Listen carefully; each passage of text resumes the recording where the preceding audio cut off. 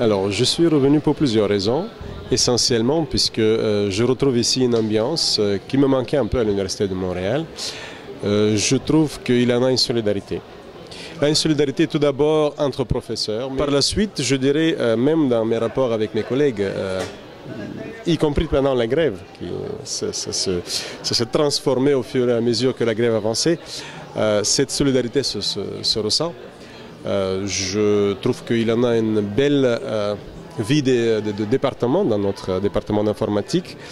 Et aujourd'hui même, j'ai pu encore par les discussions qui se font dans les piquets de grève, dans les démonstrations, me rapprocher de mes collègues, ressentir que derrière cette image de professeur, on est austère, on est sévère, on doit être certainement très objectif, on est des personnes vivantes et on a nos faiblesses, on a nos particularités, hobbies, on peut échanger sur plein de choses tout en restant mobilisé, tout en restant solidaire. Et voilà, donc ça c'est pour moi, l'UQAM c'est ça, c'est la solidarité, c'est l'atmosphère, l'entraide. L'UQAM dans son orientation vers le développement durable, vers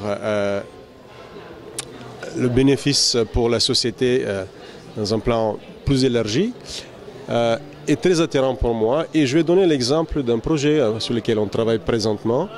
C'est un projet dans lequel on est collaborateur avec la Commission des Nations Unies pour le commerce et le développement durable, la CNUSED, et dans lequel on crée une plateforme de tourisme électronique, de e-tourisme, dans laquelle on va intégrer les données de pays de tiers-monde, on peut le dire, en voie de développement, plutôt des pays pauvres, qui n'ont pas la possibilité de se payer aux offices de tourisme très luxueux, avec des brochures, avec des publicités télévisées.